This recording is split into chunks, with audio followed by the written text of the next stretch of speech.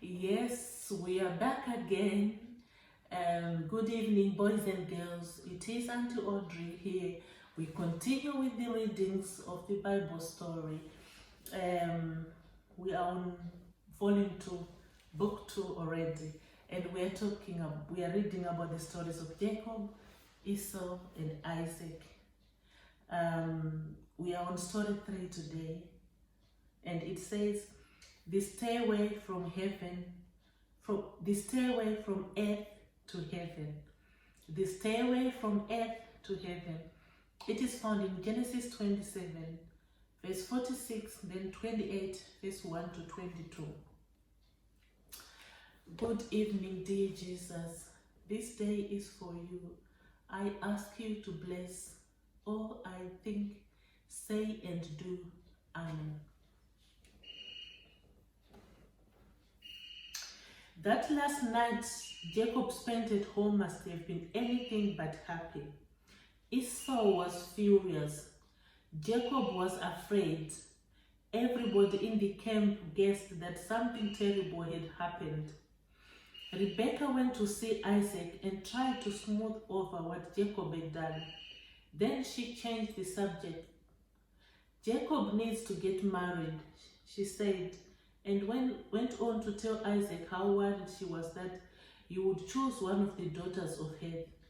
If Jacob takes a wife from among the women of this land, from Hittite women like this, my life will not be worth living. Isaac agreed that Jacob should go to his mother's relatives in Haran and find a wife among the daughters of his uncle Laban. Now, at least Rebekah didn't have to tell people the real reason why Jacob left home so suddenly. Isaac called for Jacob and told him what he was to do. So Jacob obeyed his father and mother. Even though he was 77 years old, he headed for Haran. It was a sad goodbye. Think of his mother's tears, his father's worry, his own heartbreak. Perhaps they guessed they would never see each other again. What a price to pay for doing wrong. Sick with worry and loneliness, Jacob trudged along on the trail that led to Haran. No camels for him like Eliezer had taken when he went to find a wife for Isaac. He was in disgrace and he knew it. The more he thought about what he had done, the more he despised himself. What a fool he had been, how much he had lost, and how little he had gained. He might be heir to his father's riches, but here he was, alone and penniless, running for his life from his own twin brother. When evening came, Jacob, tired and homesick, flung himself on the ground. Maybe sleep would help him forget his troubles. He didn't have any of the comforts he had enjoyed at home now. Taking one of the stones there, he put it under his head and lay down to sleep on the hard ground. Never had he felt so low, so wretched, so far from God as at that moment. But God was very near.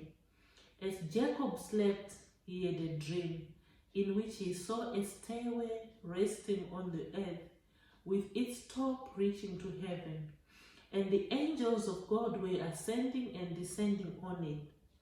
There above it stood the Lord, and he said, I am the Lord, the God of your father Abraham and the God of Isaac.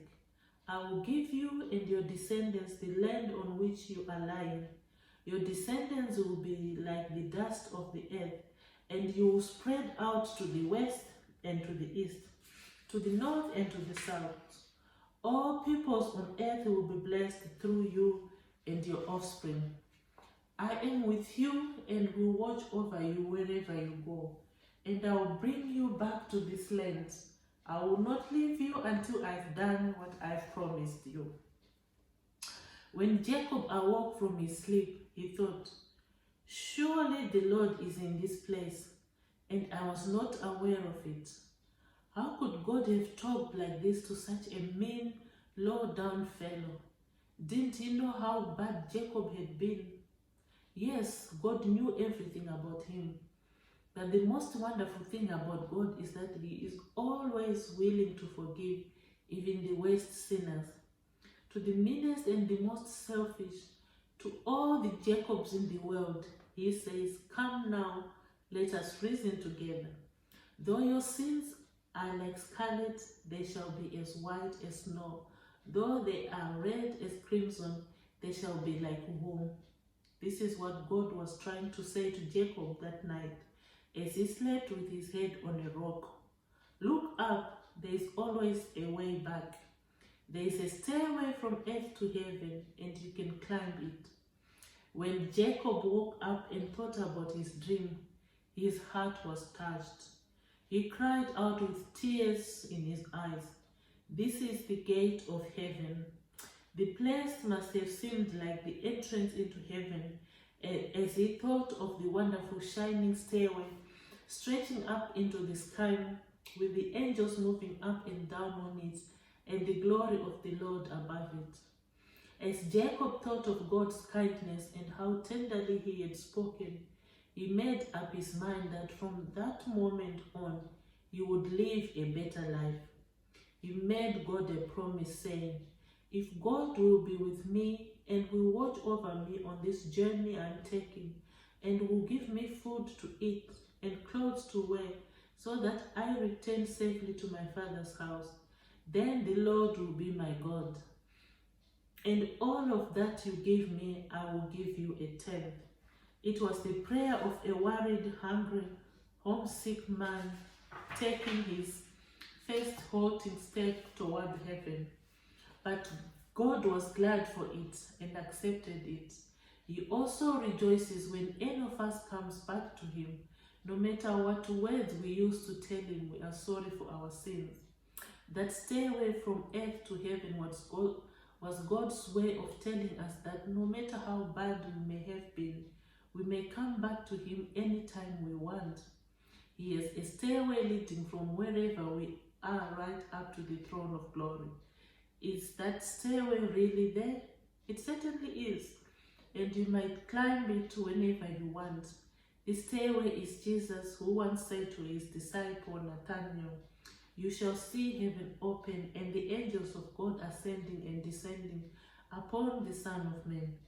Yes, Jesus is the way and the truth and the life. No one comes to the Father but by Him. When we know we have done wrong and we feel just as low as Jacob did when he was lying on the hard ground, we can think of that beautiful stairway. We can see it going straight up from our tear-stained pillow into heaven. Above it, we can see the glory of God and know that He is waiting to forgive us, waiting to say, "I am with you and will watch over you wherever you go, and I will not leave you." Did you do something wrong today? Were you cross, unkind, nasty, deceitful? Are you sorry? Do you want to be good? The stairway is beside you. Use it. Climb back to God right now. Oh, what a beautiful story, and what a blessed, blessed, blessed hope that we have, that we still have the stairway to heaven.